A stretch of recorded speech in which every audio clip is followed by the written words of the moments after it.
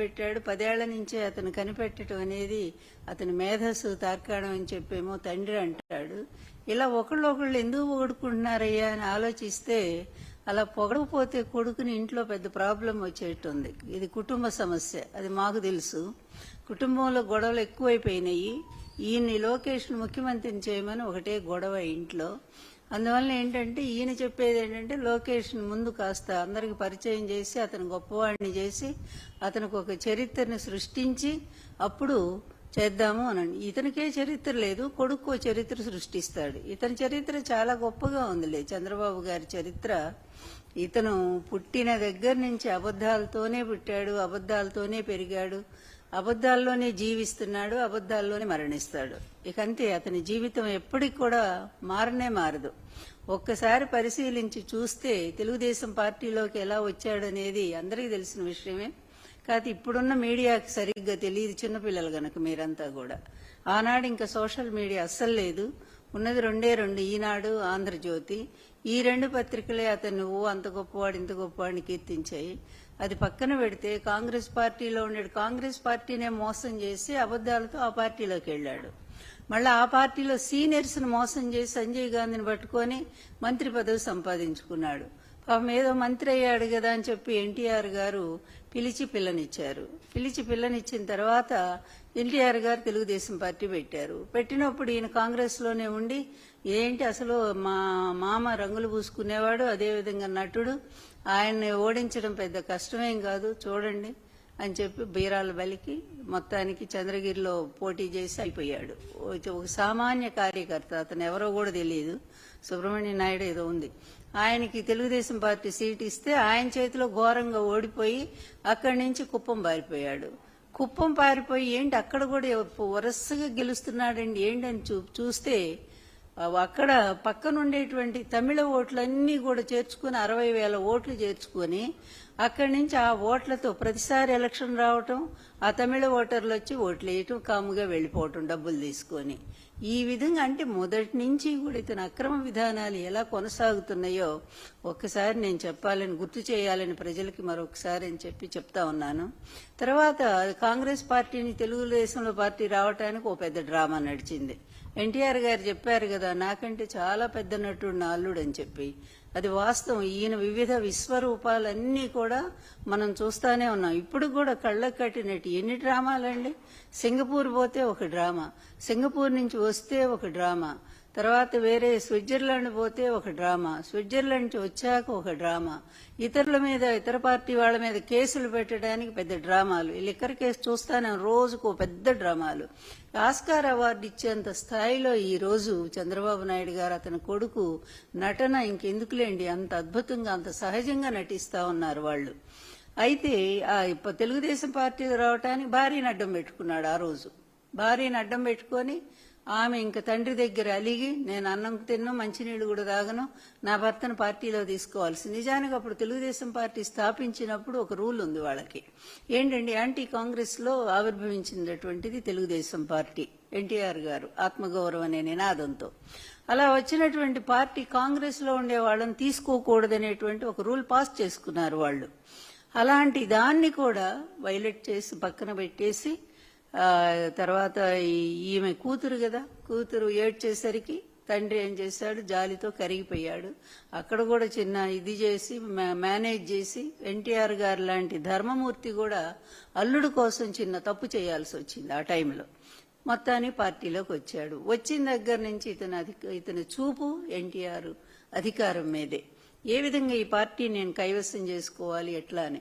అప్పటి వరకు ఎన్టీఆర్ గారికి సెకండ్ ప్లేస్లో ఉండే చాలా మంచి సీనియర్ లీడర్స్. ఆ సీనియర్ లీడర్స్ ఎవరంటే నల్లపరెడ్డి శ్రీనివాసరెడ్డి గారు ఒకరు, ఉపేంద్ర గారు ఒకరు, అదేవిధంగా జానారెడ్డి గారు ఒకరు, ఇంకా ఉన్నారు చాలా మంది, వసంత కృష్ణమోహన్ ఏదో ఉన్నారు, వసంత నాగేశ్వరరావు.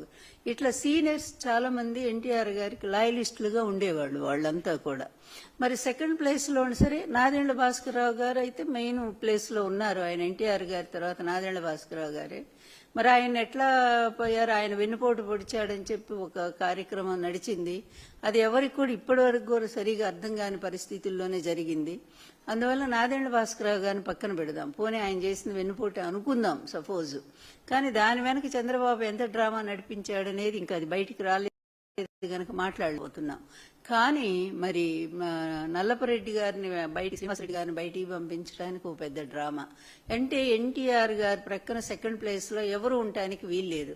ఆ ప్లేస్ అంతా తను ఆక్యుపై చేసుకోవాలి, పూర్తిగా అధికారం అంతా గుప్పిట్లో పెట్టుకోవాలి. పార్టీలో వ్యక్తులందరూ తన దగ్గరికే రావాలి, తన చెప్పు చేతుల్లో ఉండాలి. అంటే అప్పటి నుంచే ఎటువంటి భయంకరమైన కుట్రకి ఇతను తెర తీశాడంటానికి ఇది స్పష్టమైన చరిత్ర. ఇదంతా కూడా ఎక్కడ నేను చెప్పింది ఒక్క మాట కూడా అబద్ధం లేదు. మీరు చూడండి ఒక్కసారి వెళ్ళిన ప్రతి పార్టీ వదిలిపెట్టి వెళ్ళిన ప్రతి ఒక్కళ్ళు కూడా చంద్రబాబునే తిట్టెళ్లారు. మీరు ఆనాటి పేపర్లు పరిశీలిస్తే మీకు ఆ న్యూస్ తెలుస్తుంది. ఇతని వల్లే మేము బయటికి వెళ్ళాం, ఇతని ప్లాన్ ప్రకారం మమ్మల్ని బయటికి పంపించాడు. పాపం నల్లపరెడ్డి శ్రీనివాసరెడ్డి గారు అయితే ఆయన పడకటింట్లో కూడా ఎన్టీఆర్ ఫోటో పెట్టుకుని అంత ఆరాధించేటువంటి వ్యక్తి. అలాంటి వ్యక్తే బయటికి వెళ్ళిపోయాడంటే మీరు ఆలోచించండి. అలాగే ఉపేంద్ర గారు మహామేధావి అని పేరు ఆ రోజుల్లో. అలాంటి ఆయన అసలు రైల్వే ఉద్యోగాన్ని వదిలేసి ఎన్టీఆర్ గారి వీరాభిమాని. అతను వచ్చి పార్టీలోకి అతను బయటికి వెళ్ళిపోయాడు. ఇలా ఎన్టీఆర్ గారి పక్కనున్న వాళ్ళందరినీ కూడా బయటికి పంపించేసి ఎక్కువనారాయణ ఈయనొక్కడే మొత్తం పెత్తనం. ఇక పాపం ఎన్టీఆర్ గారు ఇంకెవరి మీద డిపెండ్ అవ్వాలి, సొంత అల్లుడు కదా. అందులో సీనియర్స్ అంతా బయటికి వెళ్ళిపోయారు, జానారెడ్డి గారు వెళ్ళిపోయారు.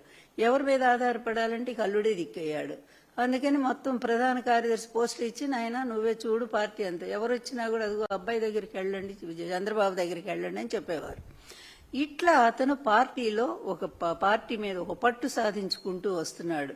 తనకిష్టమైన వాళ్ళందరినీ కమిటీల్లో వేసుకోవడం ప్రారంభించాడు. ఎందుకంటే అతని ఒకటే ఉంది, అతని గోలు ఏంటి, సీఎం పోస్టు. మొదటి నుంచి కూడా పాపం అమాయకుడైనటువంటి ఎన్టీఆర్ గారు ఇతని దుర్మార్గాన్ని కనిపెట్టలేకపోయాడు. ఎప్పుడు కూడా మన ఇంట్లో ఉండేటువంటి వాళ్ళు మనకి వెన్నుపోటు పొడుస్తారని మనం ఊహించలేము. కానీ ఇంట్లో ఉండే వాళ్ళ వల్ల ఎక్కువ ప్రమాదాలు జరుగుతాయని మనం ఈ మధ్య కూడా చూస్తూనే ఉన్నాం, వైఎస్ఆర్ ఫ్యామిలీలో కూడా. అందువల్ల దారుణంగా ఇట్లాంటి వెన్నుపోటుకి అప్పటి నుంచే శ్రీకారం చుట్టాడు. దానికి ఎవరు కావాలి, అదిగో పత్రికలు కావాలి, ప్రచారానికి పబ్లిసిటీకి పత్రికలు కావాలా. అందువల్ల ఈనాడు అప్పటికే ఎన్టీఆర్ గారితో ఈనాడు విభేదించి ఉన్నాడు రామోజీరావు. ఎందుకంటే ఆయన చెప్పిన పనులు ఈయన చేయలే. 100 ఎకరాలు ఆయన అడిగితే ఎన్టీఆర్ ఒప్పుకోరు. మన జగన్మోహన్ రెడ్డి గారు లాగానే జగన్మోహన్ రెడ్డి గారు కూడా అన్యాయాన్ని ఒప్పుకోరు గనుకనే కుటుంబం దూరమైంది, అది వేరే విషయం. ఆ రోజు కూడా సేమ్ అంతే, ఎన్టీఆర్ గారు ఒప్పుకోలేదు. నీ ఇష్టం వచ్చినట్టు పేదవాళ్ల భూములు ఎలా ఆక్రమిస్తావు అని చెప్పి ఆయన ఒప్పుకోలేదు. దాంతో ఇక రామోజీ కక్ష కట్టాడు, ఈయన దించేయాలి ఎట్లయినా, ఎన్టీఆర్ మళ్ళీ రాకూడదు పదవిలోకి, ఆ స్థానంలో ఒక కీలు బొమ్మను పెట్టాలా, తన చేతిలో పూర్తిగా ఆటలాడేటువంటి ఒక బొమ్మ కావాలా. అది ఎవరంటే అధికారం కోసం వెంపర్లాడేటువంటి వాడు, ఏ స్థాయికైనా సరే అధికారం కోసం దిగజారిపోయేవాడు, ఆఖరి కాళ్ళ దగ్గర కూర్చోవడానికి కూడా సిద్ధపడేటువంటి వాడు ఎవరున్నారని ఆలోచిస్తే ఇదిగో దొరికాడు, చంద్రబాబు దొరికాడు. ఈ చంద్రబాబుతో ఇద్దరు కూడా మంతనాలు చేసుకున్నారు. ఇంతలో ఎన్టీఆర్ గారు ఆరోగ్యం బాగాలేక నన్ను పెళ్లి చేసుకున్నారు. వాళ్ళు ఊహించలే ఇలా జరుగుతుందని. ఎందుకంటే ఎన్టీఆర్ గారు ఆరోగ్యం బాగాలేదు, ఆయన పడిపోతే శుభ్రంగా మేము వచ్చి ఇదంతా కూడా ఈ పార్టీ మీద పెత్తనం చేసి పేరు ఆయనదను, ఓట్లు మాయి, అధికారం మాది అనుకోని చెప్పి అనుకున్నారు. వాళ్ళు ఊహించని విధంగా ఎన్టీఆర్ గారు నన్ను పెళ్లి చేసుకుని ప్రజల్లో తీసుకెళ్లారు. ప్రజల్లో తీసుకెళ్తే అదొక స్పెషల్ అట్రాక్షన్ అయిపోయింది, బాగా స్పెషల్ అట్రాక్షన్ అయింది. దాంతో జనాలు లక్షలు అసలు సభలకు నన్ను పోనీయకుండా చేయడానికి కూడా భయంకరమైన కుట్ర చేశారు ఈయన చంద్రబాబు గారు ఫస్ట్ నుంచి. అప్పటి నుంచే నా మీద, మా పెళ్లి దగ్గర నుంచి నా మీద వ్యతిరేక వార్తలు ప్రారంభమైపోయినాయి. ఈ 2 పేపర్లో కూడా ఎప్పటికప్పుడు ఎన్టీఆర్ ఖండించారు. అయితే ఈ ప్రజల్లోకి వెళ్ళిన తర్వాత ప్రజల నుంచి అనూహ్యమైన స్పందన. ఆ రిజల్ట్ ఏంటనేది ఎలక్షన్లో చూశారు. ఎలక్షన్లో ఆ రోజుల్లో 294 సీట్లకు గాను ఒక సీట్ ఏదో కంటెస్ట్ చేయలేదు. అప్పుడు 293 సీట్లకు గాను కమ్యూనిస్ట్ పార్టీలు, ఉభయ కమ్యూనిస్ట్ పార్టీలతో కలిసి 256 సీట్లు గెలుచుకున్నారు. అదొక రికార్డు, విక్టరీ కాదు హిస్టరీ. అట్లాంటి గెలుపులో మరి నేను భాగస్వామి ఉన్నాను కదా ఆ రోజు. నన్ను వెంట పెట్టుకునే ఈ చంద్రబాబు రాలేదు, ఈ దగ్గుబాటి రాలేదు, కొడుకులు రాలేదు, ఎవరు రాలేదు కదా. మేము ఇద్దరమే కదా మొత్తం రాష్ట్రం, అప్పుడు ఉమ్మడి రాష్ట్రం ఆంధ్రప్రదేశ్ అంతా పర్యటించాము. ఈ ఉమ్మడి రాష్ట్ర పర్యటనలో మొత్తం లక్ష్మీపార్వతి ఎన్టీఆర్ గారికి అండగా నిలబడింది. అదేవిధంగా అనేక ఉపన్యాసాలు చెప్పి ప్రజలను ఉత్తేజపరిచింది. అంత చేసి పార్టీకి ఎంతో సేవ చేసి అంత గెలుపు కారణం నేను కూడా ఉన్నాను అందులో ఉడత సాయంలాగా. అలాంటి నా మీద భయంకరంగా అధికారం వచ్చిన దగ్గర నుంచి రాజ్యాంగేతర శక్తి అని ఒకటి సృష్టించారు. ఎక్కడ రాజ్యాంగేతర శక్తిగా ఈమె వ్యవహరించిందో ఒక్క సాక్ష్యం ఆనాటి నుంచి ఈనాటి వరకు కూడా ఒక్క సాక్ష్యం కూడా వాళ్ళు బయట చూపించలేకపోయారు.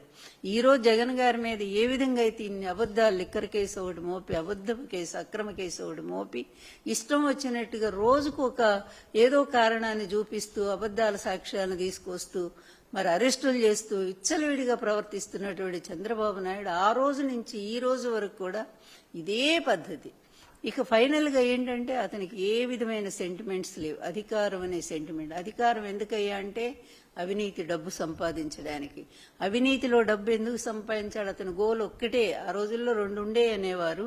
ఒకటి అది చెప్పకూడదు, అది నేను చెప్పను, బాగుండదు. రెండోది ఏంటంటే బిల్ గేట్స్ మించినటువంటి ధనవంతుడు కావాలి ఈ ప్రపంచంలో. అందువల్ల ధనవంతుడు కావాలనేటువంటి ఒకే ఒక లక్ష్యం ఇతని బాల్యం నుంచి. అతి పేదరికంలో పుట్టాడు.